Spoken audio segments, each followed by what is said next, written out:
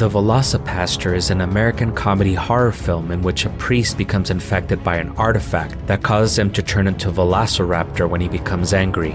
With a plot this ridiculous, we knew we had to review it. In this episode, we talk in detail about the movie and outline the things that we like, the things we didn't, and the twist at the end of the movie. Even if you haven't seen or heard of this movie, join us on this crazy ride. It's one of our funnest episodes of Technically a Conversation.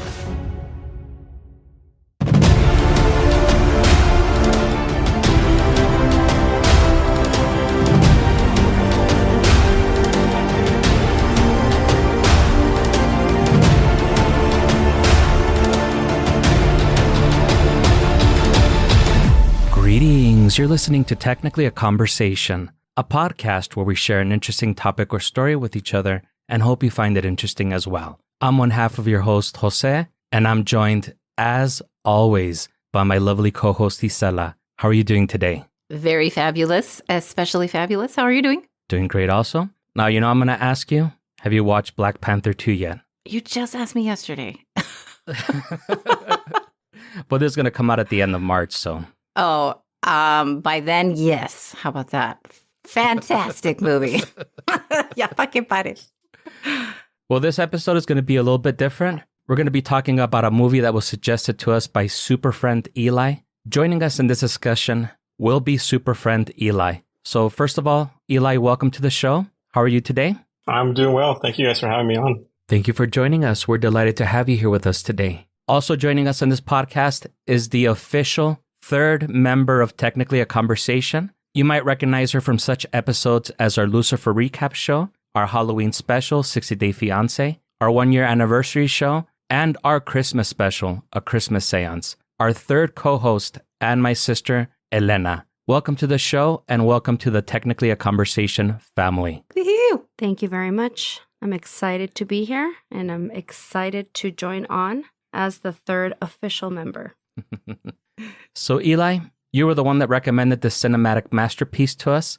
Could you please share with us what movie we'll be talking about today? The VelociPastor, and I actually saw this on Reddit. It was a meme that I saw, that I sent you guys, I tweeted to you guys. Yes. Because it's one of those movies that it reminds me of Sharknado. One of those movies like that. So it has to be good, right? Yeah. Definitely, yeah. It definitely was good. I didn't know that there was a comparison to Sharknado, and I kid you not, I was talking about this, saying, this is very Sharknado. Yeah. It was better than I expected, that's for sure. Yeah. It did definitely have heart. It was like Sharknado, but with maybe a fourth of the budget. Yeah. Yes, yeah. Definitely seemed like somebody filmed it in their backyard. That's what I was going to say. I was like, no movie has ever given off that shot on iPhone vibes more than the Velociraptor. I was Pastor. like, VelociPastor. I don't even know what I said. You said Velociraptor. Oh. I was expecting to see the Made with Cyberlink Power DVD watermark pop up throughout the movie. Yeah. Yeah. It gave me motivation to do my own bad movie. Yeah. So maybe I could do something as bad. And then we can review it in a year. Perfect. Yes. Sounds like a plan. Yeah. So for those of us that might not be familiar, I'm going to go ahead and give a little brief synopsis, and I'll kind of do brief synopsis of certain scenes in the movie, and then we can kind of talk about it. But I'm sure most people are unaware, as we were. But The VelociPastor is a 2017 American comedy horror film written, directed, and edited by Brandon Steer. The plot follows Pastor Doug Jones, who becomes infected by an artifact, resulting in him turning into a velociraptor when he becomes angry. So after screening at the B Movie Underground and Trash Film Festival in August 31st, 2018, the film received a wide release in the United States on August 13th, 2019 by Wild Eye Releasing, and now it's available to stream free just about everywhere. Just to give a little brief synopsis of what happens in the first couple of scenes, Catholic priest Doug Jones witnesses his parents die in a car fire. He travels to China on a spiritual journey and comes across ninjas searching for an artifact set to turn people into the Dragon Warrior. After becoming infected by the artifact, Doug begins having nightmares and goes into the forest late at night as he transforms into a dinosaur. He saves Carol, a prostitute, from a thug. So what are your thoughts on this scene? I think you have to. I'm on which one of all that? The saving, the car explosion, the... I think you have to talk about the beautiful CGI when his parents blew up. That was the best Oh my part. God, it was so bad.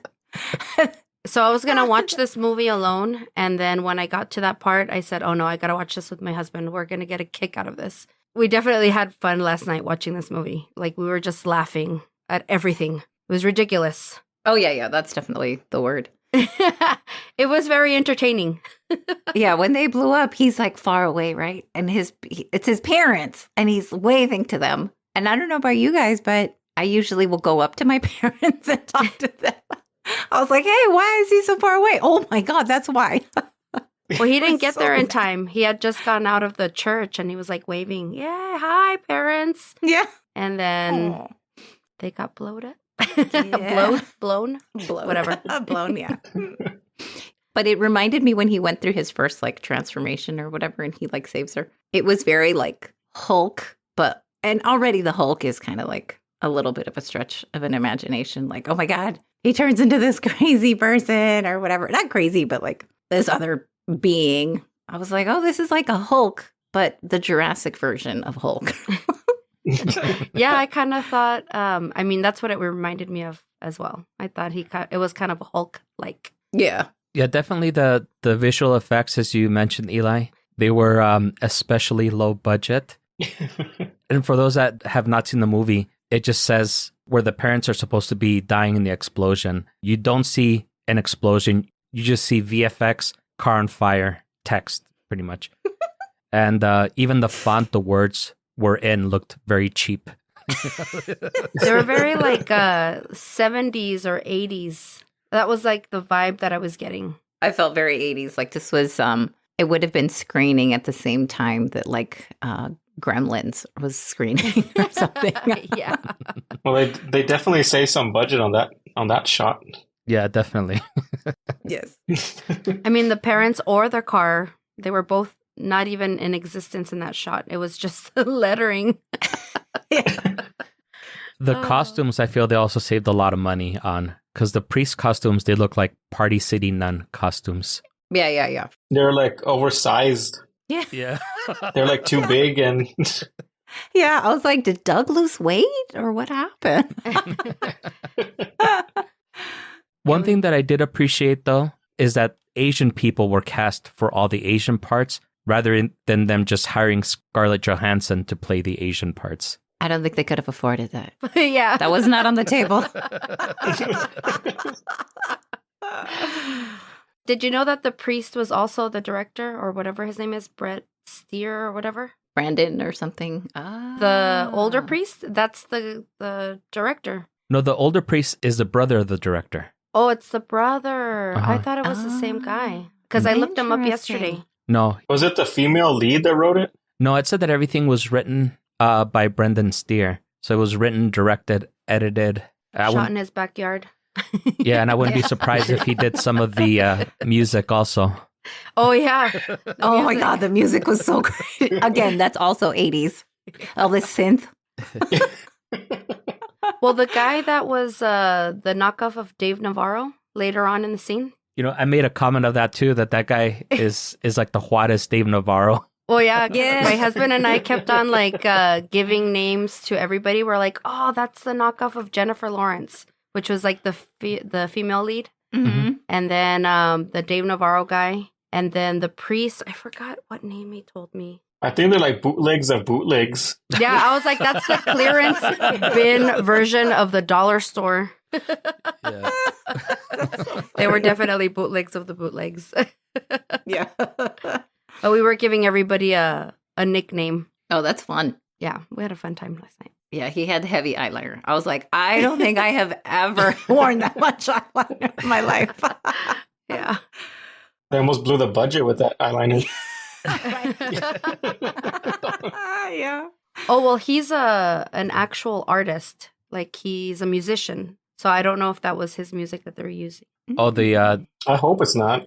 I know, right? He just lost all credibility. His band is called Voltaire, and his character was named Altair or something like that. I was like, what? That band sounds familiar. Voltaire? I think that's also the same name as the game that reads your fortune when in that movie Big. Oh, yeah. Voltaire. He does look kind of wizardry. Yeah. Oh, that's right. Well, they probably should have wished for a better movie. I know. Yes, they definitely should have. Yeah, well, you definitely did a lot more research than I did, Elena, because I didn't even know that he was in a band or anything. And then the whole joke about Scarlett Johansson, it's just because she got a lot of heat for playing an Asian character in some movie about a video game like Ghost in the Shell or something like that. Oh, yeah. Yeah, and then she was also supposed to play a transgender person in some type of movie, but she got so much flack for it that she walked away from the role. So I was like, well, I'm surprised they didn't get Scarlett Johansson to play all the Asian characters in here. Yeah, all of them. Yeah.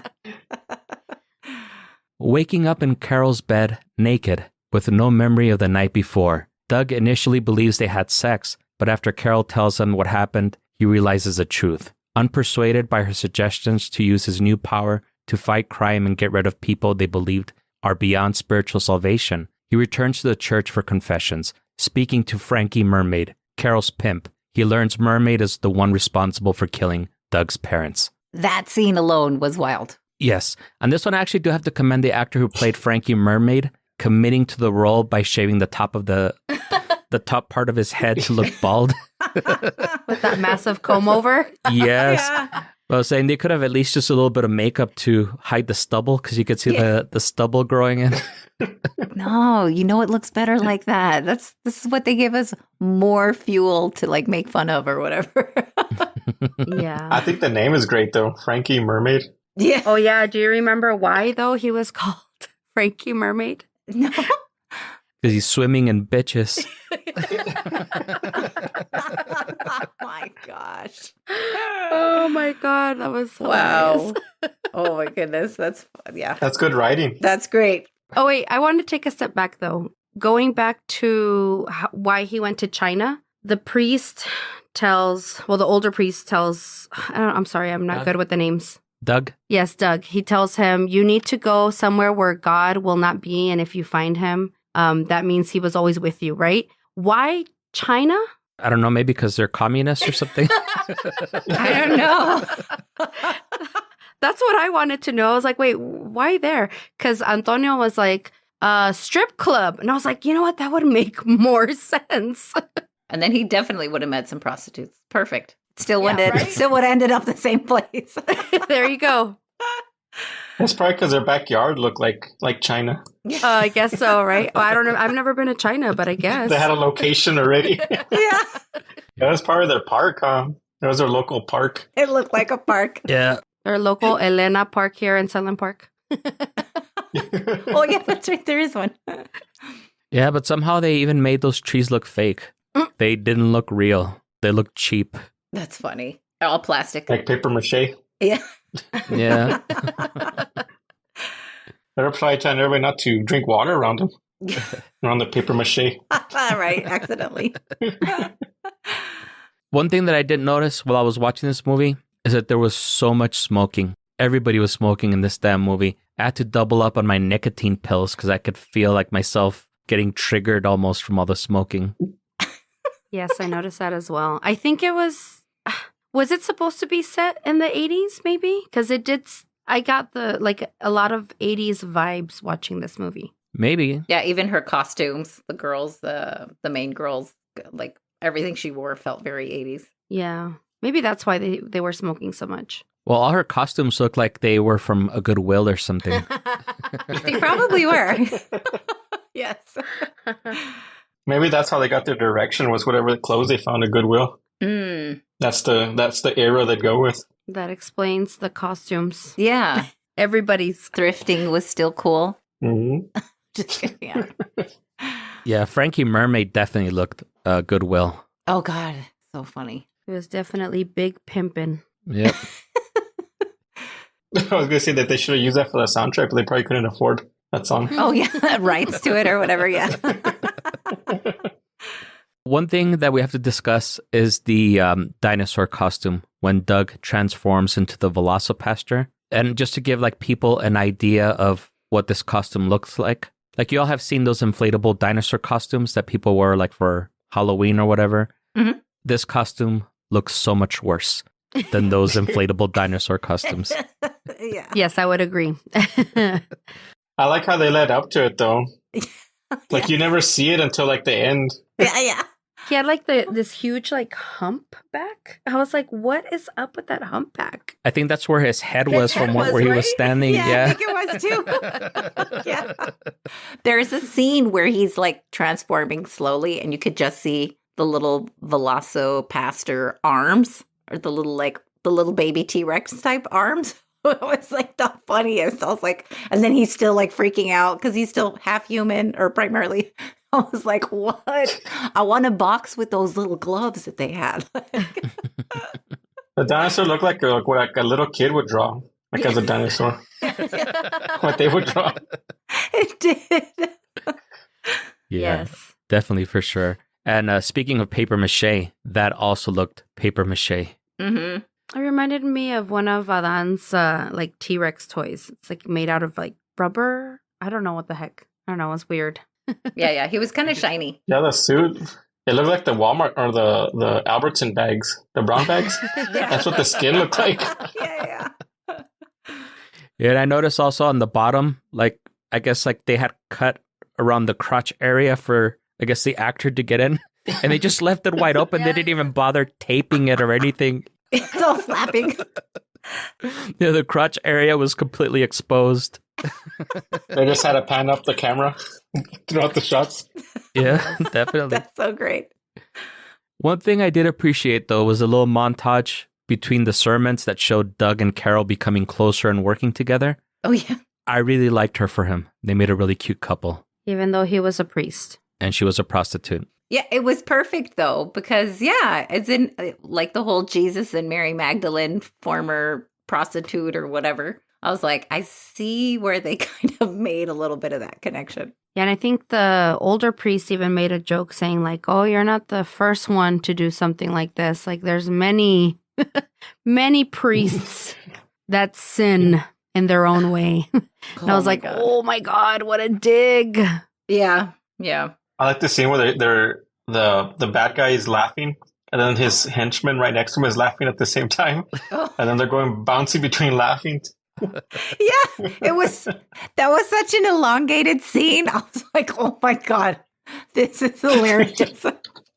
Yes, definitely. That was one of my favorite parts. Every time they would start laughing, I'm like, and I would do it too.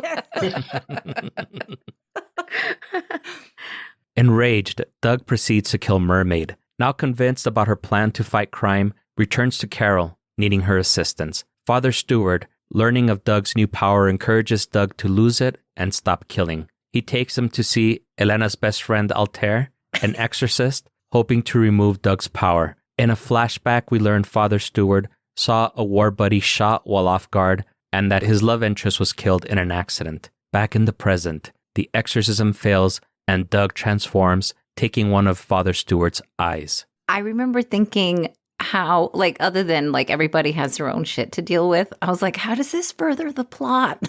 I was like, nothing makes sense. When we were flashing back to the older priest's like problems or whatever, I was like, oh my God, what is this for? Oh, yeah. I thought it was funny that he said, name your son after mine, or name your kid after me, or something like that. Ali. Oh, yeah. Yeah, and then he was saying something about he never dies or something, and then right after that he gets shot. Right at the end. Oh, yeah. Aw. Yes, and then he's like, he says that he's there missing his boo or whatever. And the Ollie's like, oh, yeah, she's some fine piece of whatever. And you look at the picture and no, she's not so much. Right. And she looks super old too. And they're trying to make Father Stewart look younger. And they put like some really bad blonde toupee on him. And he looks way older than whoever the other soldier is, and the soldier calls him son or something. And I was like, oh God. Yeah. That was great. Yeah, the picture looked like a Looked like a J.C. Penney catalog, like from the 80s. Yeah. Like they cut it off from a model. Yeah. That's what I was thinking. I was thinking it looks like the picture that comes like when you buy a frame, like the default picture that's on there. That's what it looked like. But then she shows up in real life at the war. Why? Yeah. Makes no sense. That part I didn't understand. Yeah. And then they said why? Because they said because she wanted to have kids or something. That's why she was there. Yeah, I was like, so that's why she shows up? Because she wants to start a family? What the fuck is happening? She's like, we need to start a family stat. And then she's dressed like a Mennonite or something, like her attire. It was very strange. It was. It was ridiculous. It was great. And then she blows up. No. And then she blows up. That's what I wanted to talk about. When Adeline blows up in the Father Stewart flashback scene, you can almost see someone throw the bucket of gore at him, like when that's happening. There was so much. That was like stop motion. Yeah. Definitely. Yes. There was so much. I was like, oh my God. I was so uncomfortable just watching all that stuff. Oh my God. I can only imagine what he must have felt like. Yep. And he didn't say anything, right? The whole scene?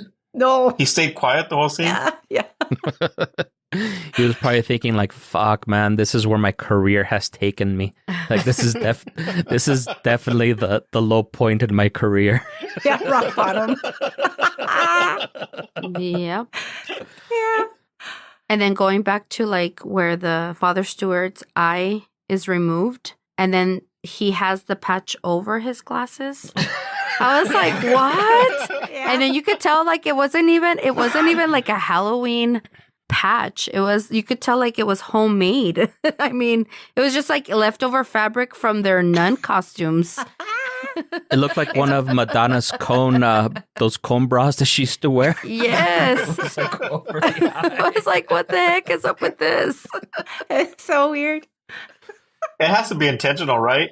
Yeah. Yes, It of has course. to. Too. It's not because they're cheaped out. No, yeah. I think it's a little bit of both. Yeah. This was the extreme version of like satire. Yeah, for sure.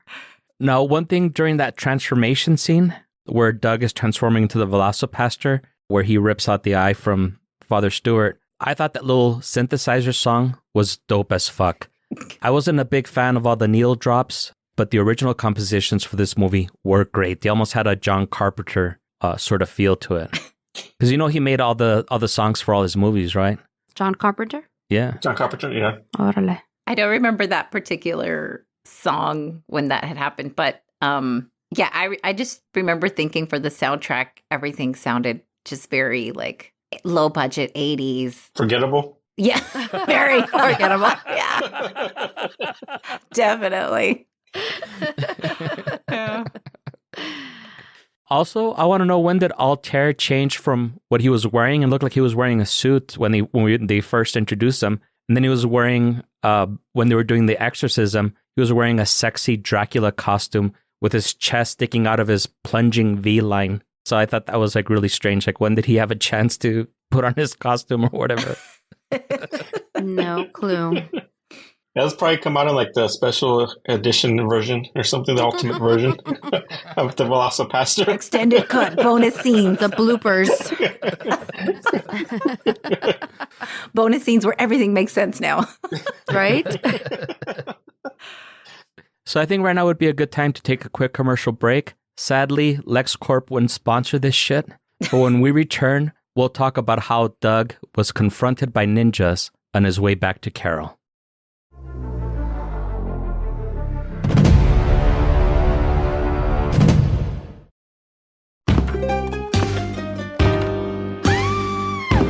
Hi, I'm Sean McCabe. And I'm Carrie McCabe. We are, well, married, obviously, but we're also obsessed with the darker side of things. True crime stories, alien abductions, poltergeists. If it leaves you scratching your head and keeping those lights on at night, we want to hear about it. That's why we host the podcast Ain't It Scary with Sean and Carrie. Every week, we bring our listeners a true story guaranteed to send chills down your spine. From history's most brutal serial killers to the mystery of spontaneous human combustion. Yep, lots of these stories leave unanswered questions behind, and you'll get to poke through the rubble of the evidence with a hardened skeptic and someone whose mind is more open to fun. Yeah, that's what I was gonna say.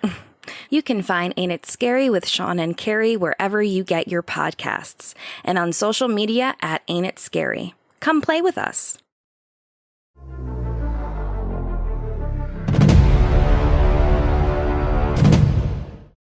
And we're back. So did anybody encounter any VelociPastors during their break? You, Eli? Just in my mind. I did. You did. I was actually looking at the poster. The poster looks dope as fuck. Like, that looks like a Marvel film poster. It says a man of the claw. The tagline is a man of the claw. A man of the claw. That's so great. I didn't see it. Oh my God, that's too funny. I think that's what sold it. It's probably the poster is what sold it, I think. It's probably better than the movie. Yeah. Definitely. The poster looked like it was going to be at least at a Sharknado level of quality. At least. At least, yeah. I mean, if he would have actually transformed that way, that would have been badass. Too bad it didn't look like that at all. Maybe in the sequel they'll have a little bit more budget for the transformation. Yeah, right?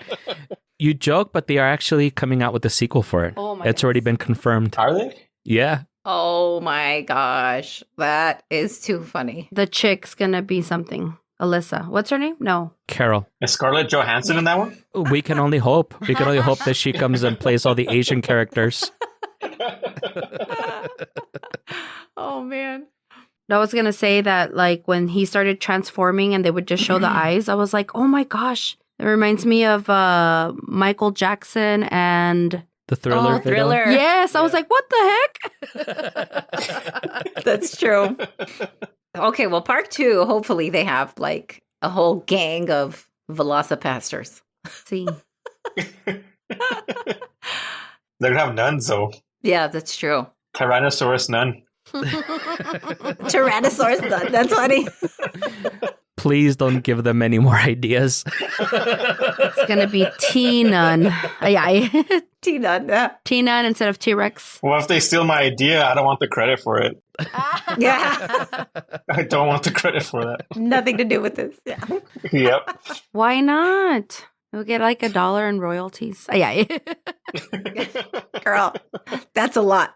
Or maybe you'll get like a discount at the Dollar Tree costume bin. When I go for a priest costume, We're going to pay you in coupons. Yeah. I get an eye patch. So returning to Carol, Doug is confronted by ninjas. Father Stewart wakes up in a camp of drug-dealing Christian ninjas led by Wei Chan, who plans to sell highly addictive cocaine to people and then cut them off of their supply. Wei Chan hopes this will lead the addicts to turn to the church, where he will eventually take over and use them as his army. Father Stewart rejects this idea and is killed. Doug and Carol are confronted by ninjas and plan to stop Wei Chan. So I have to say, I really like the little camp that Wei Chan had set up in the park. It looked super chill. And I was wondering if the police harassed them like they harassed the unhoused when they set up camp in the park also. Oh. Well, did you see the grill there? The grill, like the there was a grill there. No, I didn't see A it. park grill. I'm just kidding. I don't think there was one. I didn't see that. I was like, I didn't. Where? That's great. I'll rewatch. It's like the end of a slide. Oh my gosh. Oh man. I just wonder what the spectators, like people that were there just at the park doing park things, and they saw these people there filming on their iPhones. Like, what the fuck are these people doing? Yeah. I think in today's like culture, I think that's normal, right? Yeah, for sure. I think they're probably LARPing. Thought they were LARPing or something. Yeah, they're like these loitering people just hanging out. And then where did Carol learn how to fight that way? I mean, we knew she was pre-med law. I think because she's a prostitute, she's probably gotten in some chingazos. Like she just has to learn, just like by on the job, you know? Because, like, Doug would only fight one at a time, and she's, like, fighting the whole gang. Yeah. She delivered. For sure. But you know what? She did own that black leotard. Oh, yeah. And usually people that own those type of leotards, those people don't fuck around. Yeah. I think that was the best costume of the entire movie. Yes. And it also had a plunging V neckline, also like Voltaire or Altair or whatever his name is. Altair. Maybe it was the same costume. Oh, yeah. Yeah, she borrowed it from him. I did think that it was very sad that Father Stewart was killed. He was Doug's friend and mentor. So just a moment of silence for Father Stewart. It felt like that was his only friend. Because like when he just kind of kept coming back to this, the prostitute girl or whatever, I was like, this poor guy has like 0 friends. I know some priests and pastors. They couldn't afford the budget was too short already. Couldn't afford He has to be a loner. Yeah. That's true. I'm sure a lot of it was like guerrilla filming around town. Yeah. No license, just go. Yeah, no permits or anything. Yeah. So we got about 20 minutes before the cops show up. Let's get as much filmed as possible. Yeah. It's kind of like how when Isela and I record, we know we have at least a good hour before her dog starts barking and wanting to be let out. So it's like, all right, we got an hour. Let's do it before your dog starts going crazy. Before she starts barking and shit. Yeah. Oh my God. Aww. Which she's been surprisingly good today. Oh, because it's sunny out. She's outside. Oh, okay. Yeah. Yeah, it is a nice day today for sure. Yeah. You know what I was going to mention? And I know we're already like towards the end of the movie. Speaking about their friendship, you know, Doug is talking to the older priest about the parents passing away. The priest is like, oh, well, you know, parents, it's what they do. They die. But he's like, anyway, have more wine. And they're like drinking the communion wine. Yeah. Yeah, I know it was like a couple of girls on Friday night drinking their wine. That line that he said, like, that's what parents do. It reminded me of the movie Old School. I don't know if you guys had seen that one with like Will Ferrell and Vince Vaughn and whatever. Oh, yeah. Yeah, there's a part where they're like, oh, he was old. That's what old people do. They die. And there's like some old lady next to him. I don't know if you remember. It's exactly what that reminded me of. Yeah. Where Blue dies. Yes, exactly when Blue had passed. You're my boy, Blue. Yeah, I remember that. The little old guy, right? Yeah. He was wrestling with the girls, wasn't he? Yes. Blue. Yeah. There's like an extended cut where it's like very vulgar. Oh my goodness. I was going to say, yeah, I don't remember that, but I also don't remember much about that movie. Oh, it's so funny. Doug is stopped by Sam, the white ninja, who he later realizes is his brother. That's the Nolan twist. Doug catches Sam off guard and uses telekinesis to take Sam's sword and kills him. Doug and Carol fight off more ninjas and are badly wounded. Doug, fighting off the remaining ninjas, is shot by Wei Chan with an arrow containing anti-venom to stop his transformation. Doug's hands are immune to the anti-venom, and he proceeds to kill Wei Chan using his velociraptor powers, among other techniques. Doug carries Carol to the hospital, where she makes a full recovery. Yes, why? Because they had already intended, or not intended, but it seemed like they had already Foreshadowed that she was going to die? that she was already dead. Mm-hmm. And then all of a sudden, But she's fine. she's 100% fine. That's what they said. She's fine. She's fine. She's fine. Yeah, because she She's even fine. says like, oh, like I'm done. Like that's it. Brilliant writing. Yeah. So what did y'all think about that twist that Sam was Doug's brother? Were any of you expecting it? Obviously, I was not, but I was like, what? What's happening here? No, I loved the scenes where they were like showing where the parents kept saying that Doug was the only child, and he's like in the background. I all know. pissed. He's all left out, this poor dude. I know. How many of us have siblings like that? No, just kidding. Oh, yeah. Oh, yeah. The favorite. Yeah. I think it only made sense to have something like that in that movie. Mm-hmm. Yeah, it was already so preposterous that they had to do something so fucking insane like that. Yeah. The movie was shorter than I thought it was going to be. It was like an hour and like 10 minutes, something like that. Yeah, it was really short. It's real short. I remember I was like, oh, that was quick, but long. It was quick but long. You know, the first time that I watched it, I did notice that, and I was like, oh my God, it's only an hour and 10 minutes. But it feels like I've been watching it for like 4 hours. Did you keep pausing it or something? Yeah, I did keep pausing it, and I had to take little breaks. The second time around that I watched it, it was better, but I guess because like my mind had already had like a whole week to process it. But the first time, yeah, it definitely felt like, wow, this is such a fucking long movie. And then I look and it's like, wow, it's only an hour and 10 minutes. It's definitely like a stoner movie. And I was telling my husband, if I got stoned, or this would definitely be the type of movie you would want to watch that way. Yeah. Do you think this movie would have like a cult following in a few years? I would say now because it's made in 2017, but it should have a cult following by now. Maybe there is. Yeah. I was like, no, I don't think so. Okay, wait, you said you saw a thread on Reddit about it? Did it seem like it have a cult following? Well, I don't remember. I just remember, I think I didn't read the post or anything. I just copied the pic, the meme. Oh, okay. Just because it was so out there. Because it looked cool. Yeah. It's irresistible. Yeah. One thing also towards the end where they had that magnificent fight scene, super choreographed and everything. Yeah. Oh, man, yeah. You can tell that they used up all the blood budget on Adeline's death scene, as the blood was super watered down and almost looked like watercolor paint. No, well, her blood looked better than when Doug was sprayed with what looked like Kool-Aid or something. Yeah, they had tomato face. They used up all the. It looked like Nickelodeon blood. Yeah, it looked. It was Clamato. Yes, it was bad. Yeah, so that's what I was saying. They used up all the budget on Adeline's death scene where they did the bucket of gore. Like, I think they threw that bucket of gore on her, and they were like, no, wait. That was the whole blood for all the movie. So they just put water in the bucket, and they just reuse, like, kind of like when you have like a little bit of shampoo or whatever, you put water like to make it last a little bit. Hand soap. Yeah.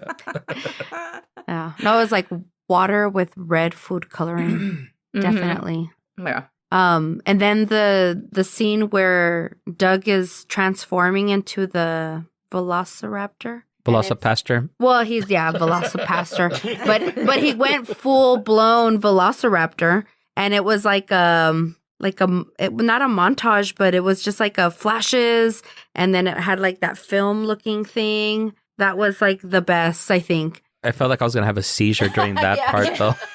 Yeah. And then the hands, you could see like the folds, because it's like cheap plastic, so you could see where the folds were like that. I'm telling you, I want like a boxing match with those little things. The masking tape? No, just kidding. They should have made it in standard definition, so I think HD really hurt them on that. That's true. It did kind of hurt. Can you imagine in 4K how bad it would look? Oh my God. Now, one thing that was very sad was seeing Wei Chan die. Me caía muy bien. Like, he was very risueño, always smiling and everything. That was very sad seeing his death. And also, like we had talked about, I thought that Carol had died, but somehow that one doctor who came into the waiting room and picked up like a bacha there, like from the cigarettes, and just started smoking. Oh, yeah. That was so gross. That office looked like a normal doctor office or something. It didn't look like a hospital. Like an urgent care or something. That's true. Or a dentist office or something. Because you can see the wall. It had like the doctor office things. It's like the heart diagram or the... All the Family Circus magazines. Yeah.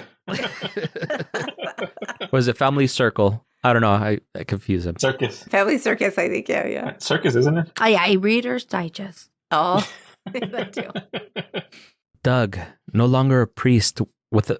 Sorry, I got these. I didn't write up these notes on the movie. I actually plagiarized them from Wikipedia, so I'm trying to make out what they were meaning here. Doug, no longer a priest with a bounty on his head, plans on traveling the world with Carol and continuing their idea of killing off criminals. So this was the end scene. And honestly, I was super disappointed that Samuel L. Jackson didn't come and try to recruit Doug as part of the Avengers initiative. Like, I feel like that would have been the cherry on top if they would have gotten somebody that even resembled vaguely Samuel L. Jackson come out and try and recruit him. That would have been perfect. That is true. That would have been the perfect, yeah. They're going to make a VelociPastor universe. Yeah, Right? the extended universe or whatever. Yeah, I'm surprised because we did have all the clearance bin versions of everybody else. They should have gotten also the clearance bin version of Samuel L. Jackson. The equate versions. Yeah. Gotten the Juarez Samuel L. Jackson come out.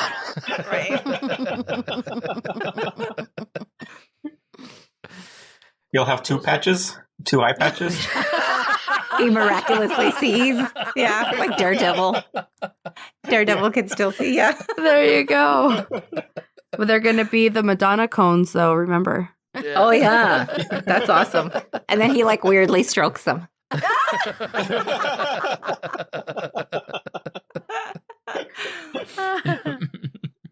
I hope they do that. I hope so too, yeah. Yeah, more. Hopefully they're listening. Brandon, whatever his name is. I was going to say, hopefully they're listening and they take some ideas from this. He's a super friend. Yeah. After we shit all over this movie. Maybe he'll put us in cameos or something. There you go. You know what, maybe? Because I don't think any of these people are particularly famous. So maybe when they release the VelociPastor 2, we might be able to reach out to somebody and see if they'll come on. Maybe we can redo the show and talk about Velociraptor 2 and maybe bring in somebody from the cast and they can kind of give us like their behind the scenes about it. We can just shoot our own scenes and just send it to them, and I'm sure they'll add it on. Yeah. They're like, this doesn't further the plot either. Go ahead. Yeah. Right? It has nothing to do with the movie, but sure, why not? I think you're the only one of us, Eli, that has an iPhone, so we'll have to rely on you to film it. Yeah, perfect, Eli. This is why we need you. As long as we could call it the VelociPastor 2 Electric Boogaloo. Yeah. Right. Like Breakin' 2. Yeah. So any parting thoughts before we end this episode? I mean, overall, it was still very entertaining. I'm going to say that. Other than me just like, what is happening? It was still very entertaining. I laughed. I think it accomplished its mission, if that's what all it was. Yes, I would have to agree with that for sure. I hope we see the sequel sooner rather than later. Yeah. We need to set up a Google alert for that. Or I guess in your case, what is it? A Siri alert? Serial. Oh, yeah. Siri alert. I did say that they had a GoFundMe, so they are trying to raise some money. I guess they need to replace their iPhone 9s with iPhone 14s or whatever That's funny. for the filming. Well, there you go, you guys. Let's go fund this. Yeah, let's go drop $20 in there. Slow down. Slow down there, big spender. I know. Big baller. Right? We want to see it sooner rather than later. You just funded the whole movie. I know. Yeah, that's all they need is $20 to go buy the blood. I know. I'll just buy him some Clamato. Here you go. That's the gas to get him to the Goodwill. Yeah. There you go. Well, thank you so much, Eli, for joining us today. Yes. For spending your time with us. We know that you could be doing so many other things right now, but you chose to spend it with us, so we're very grateful. Well, thank you guys for having me. You're very welcome. Where could people find you, or do you want to be found? I really don't have social media anymore. I just have a Twitter account, and I'm rarely on that so I got rid of Instagram. That's smart. I'm sure your mental health is and you're actually more present with people, so that's good. I have an OnlyFans though. He go. I'm just kidding. I'm just kidding. He's like, check out these feet. Look at these feet right here. Yeah, we'll direct people to your OnlyFans. That way they can become top patrons or whatever. On that high note, we hope that you enjoyed the show and you join us again next week. If you're enjoying the show, leave us a review, tell a friend, and subscribe wherever fine podcasts are sold. Follow us on the socials at GreetingsTAC, email us at greetingstac@gmail.com, or leave us a voicemail at 915-317-6669 if you have a story to share with us. Or if you want to review your own movie. Or if you want to contribute to their GoFundMe. No, No. just kidding. By your own movie, I also didn't mean like a sex tape. I should probably clarify that. If you would like to contribute to Eli's OnlyFans,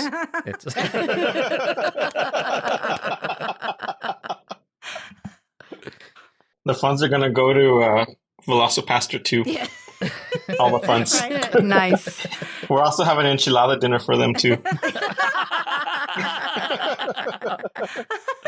Cool, man. I'm so glad I didn't stop the recording, man, because I think that's the quote of the podcast. Yes. Enchilada plate. Like, oh, he's so generous. Get your orders in, everybody.